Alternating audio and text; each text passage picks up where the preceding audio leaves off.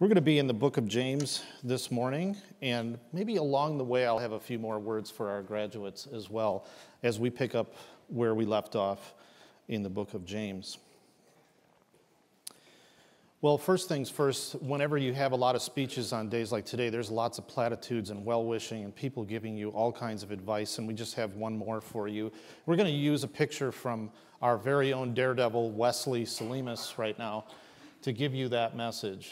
If we can put that up there, and it's like, whatever happens in life, keep calm and climb on.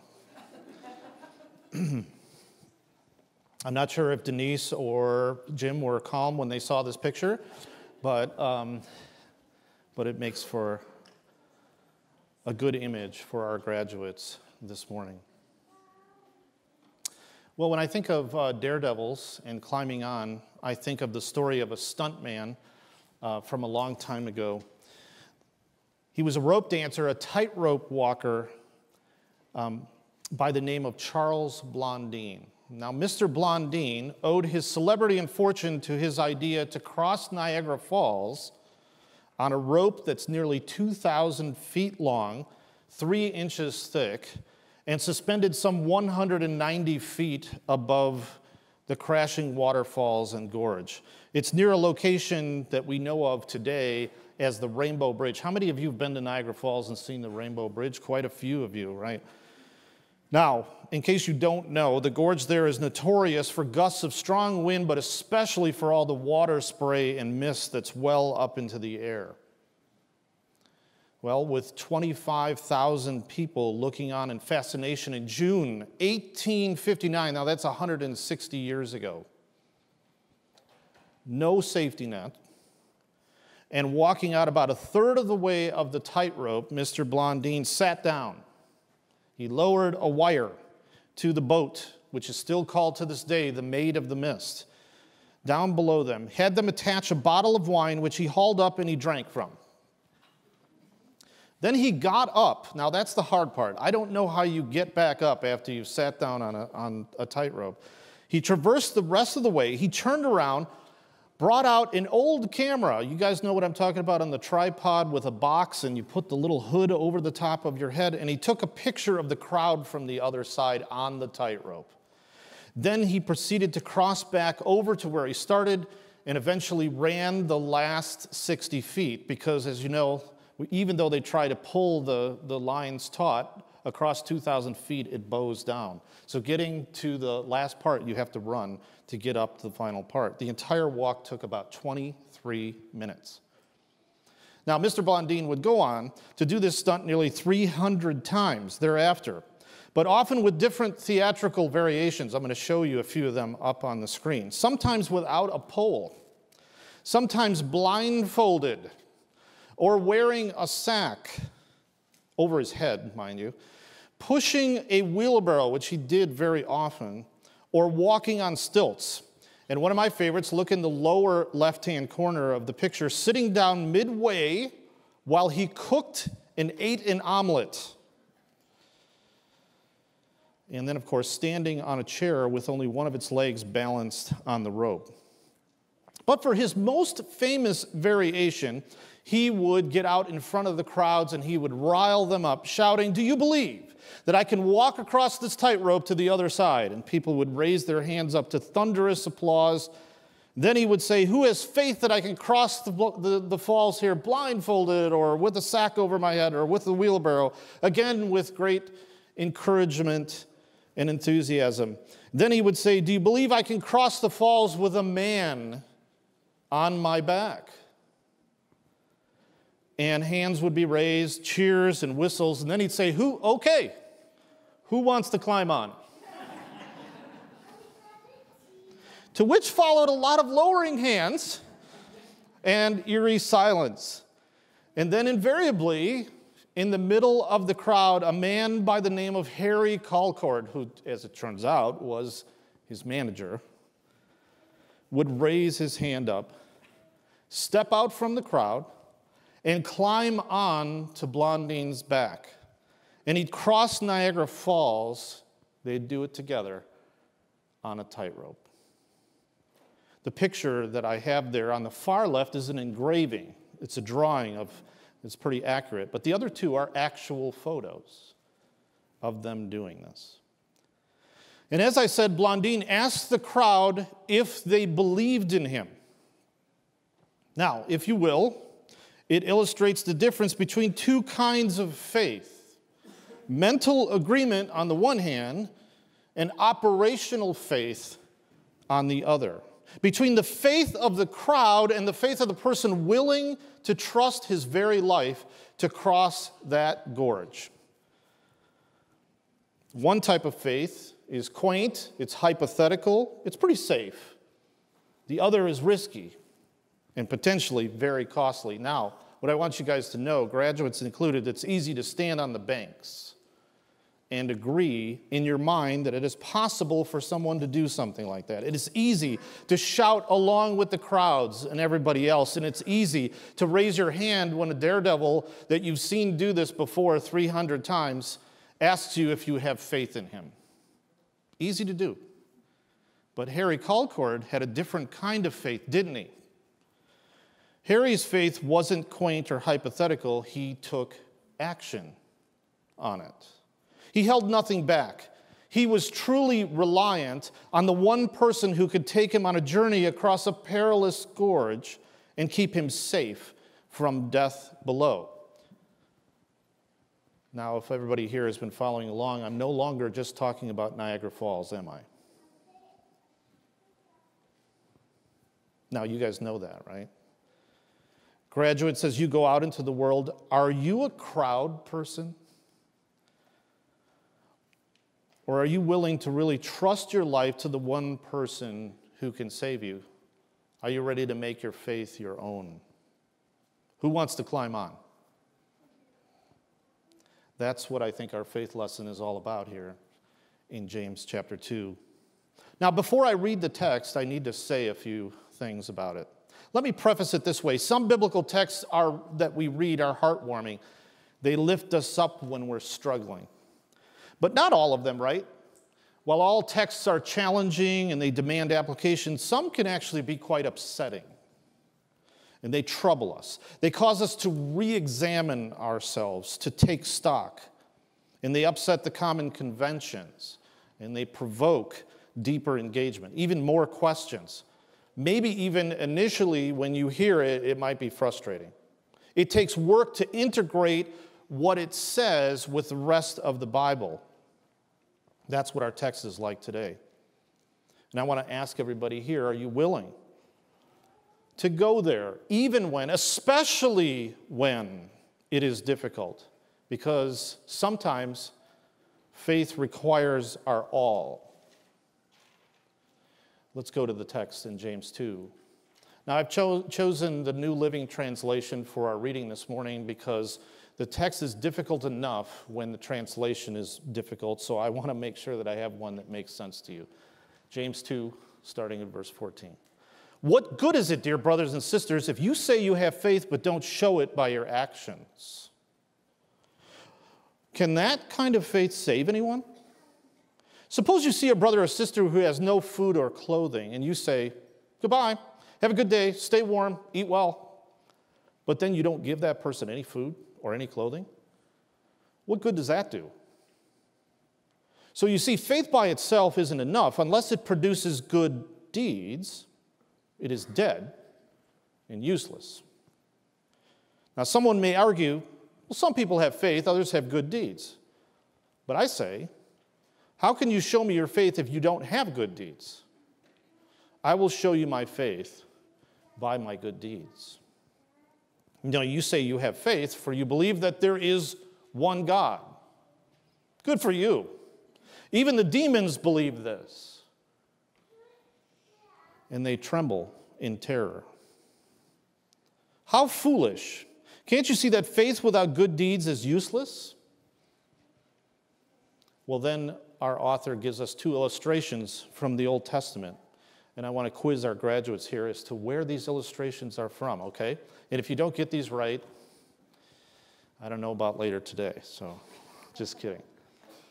Verse 21, don't you remember that our ancestor Abraham was shown to be right with God by his actions when he offered his son Isaac on the altar. You see, his faith and his actions worked together. His actions made his faith complete. And so it happened just as the scriptures say. Abraham believed God, and God counted him as righteous because of his faith. He was even called the friend of God.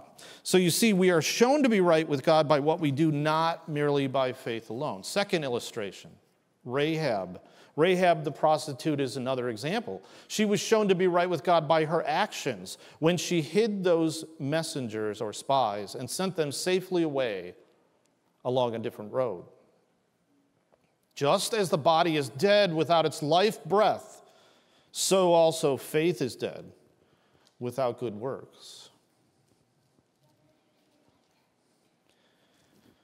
The Bible talks of different kinds of faith. There's a kind of faith, I want you guys to know, that falls short. It's a sort of counterfeit to the real thing, a faith that is inadequate. And I want you to look at a few of many examples up here on the screen. The point is that each of these authors are saying there ought to be corroborating evidence when a person says that they have faith. Look at Jesus' words at the end of the Sermon on the Mount. Not everyone who says to me, Lord, Lord, will enter the kingdom of heaven, but only the one who does the will of my Father who is in heaven. Or how about John 2:21? We went through the Gospel of John last fall, and every single episode in the Gospel of John was illustrating what real belief was as opposed to false. But Jesus himself pointed out that there was a type of faith which was inadequate. He says so right here in John 2:21. Many believed in his name when they saw the signs that he was doing, but Jesus on his part did not entrust himself to them because he knew all people and needed no one to bear witness about man. Or how about in this letter from 1 John, which expresses the same sentiment as James does here. If anyone has material possessions and sees a brother or sister in need, but has no pity on them, how can they say that the love of God is in that person? Dear children, let us not love with words or speech, but with actions and in truth. You know, it's not just the Bible that talks about this theme as well. There's a lot of different books on this. I think of Dietrich Bonhoeffer's famous book, The Cost of Discipleship. Anybody in here read Bonhoeffer's Cost of Discipleship? Just a few of you. He draws a distinction between cheap grace and costly grace early in his book. You see, cheap grace is a type of belief that does not lead to actions or demand a changed heart. And this is what he says early on in his book. Cheap grace is the preaching of forgiveness without requiring repentance. It is grace without a cross. It is a pretense of true religion without actually following Jesus Christ and his kingly rule. So then you got to be asking yourself, what makes faith the real, genuine kind? And to arrive at the answer, James here introduces us to 4 illustrations. The first 2 are negative, the next 2 are positive. Hence, if you go to your bulletin, it will talk about what faith isn't on the first 2 and what faith is on the last 2. The first one is the ill-clad and hungry brother or sister. The second is the believing but fearful demons. The third is Abraham, the friend of God. And the fourth one is Rahab, the outsider that welcomed Joshua's spies. Let's walk our way through that. James, in a provocative way, is calling upon the proving of faith by actions that go along with it. He's addressing the inconsistency between what one claims and what one actually is. And this is what he's been doing throughout the entire book, is illustrating what faith looks like and how faith actually works, not the counterfeit to it. So let's fill in your bulletin right now. The first blank is this: faith isn't useless sentiment. So verses 14 through 17 tell about seeing somebody in desperate need, and all the person does is wish them well. What good is that? That's not faith. Real faith produces care and mercy. So graduates, you need to remember this too. Faith isn't saying, I went to church with my parents, and then skipping it all when you go to college. You have to take responsibility and action on your own faith. You have to invest in it yourself. Well, secondly, faith isn't dead doctrine either. Verses 18 through 20 tell us the demons had good orthodoxy. Did you know that? They agreed with Deuteronomy chapter 6, verses 4 and 5. There is one God. The Lord our God is one. And yet it says they shudder. They misunderstood what faith is about. I think of the story of a young man that we had in our intervarsity group when I was in college, who jumped into a Bible study to see what it was all about.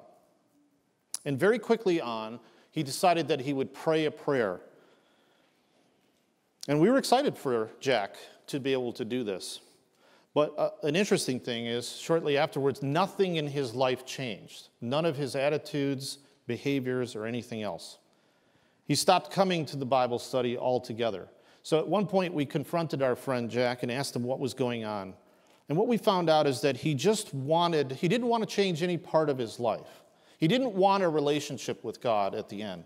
He just wanted to have fire insurance. You follow me? He just wanted to do the bare minimum necessary so that he didn't have to experience anything called hell. He misunderstood what faith is. It isn't dead doctrine. It's a live relationship with God that changes everything in our lives. Well, before going on, this is a good place to address the common misunderstanding that you'll probably have given to you when you're in your college classes. Maybe even some of you have experienced this before. Often when we go to college, we have our faith challenged before us, and one thing that people will do is tell you that the Bible contradicts itself. How many times have you been told that? You're going to get this from university professors as well. And one of the places where they do this is they set up Romans chapter 3, verse 28, where the Apostle Paul is addressing something, and they set it side by side with James 2:17. Now, Romans 3:28 says this, "A person is justified by faith apart from the works of the law." And it goes on to say that Abraham was justified by faith alone in chapter 4, verse 5, not by works. Then they put this side by side with James 2:17 that says, "Faith by itself, if not accompanied by works, is dead." And then they go on to say, see, there's an apparent contradiction there. The Bible contradicts itself all the time. But I want to suggest to you, friends, that you're going to have to think a little bit when you go off to the next things in your faith life. I want to suggest to you, James does not disagree with Paul. He does not argue for works instead of faith, nor does he argue for faith instead of works. He argues that the two always go together. Faith and works go together because a real saving faith results in a distinctive life. James is looking for the kind of faith which ends up producing good deeds. Now, if I could put it another way, Paul's teaching on faith in Romans is in a totally different context. He's addressing what it means to have a relationship with God at the point of conversion. And more specifically, he speaks of the works of the law, which get in the way. But James here is talking about how believers demonstrate their faith through good deeds. Totally different context.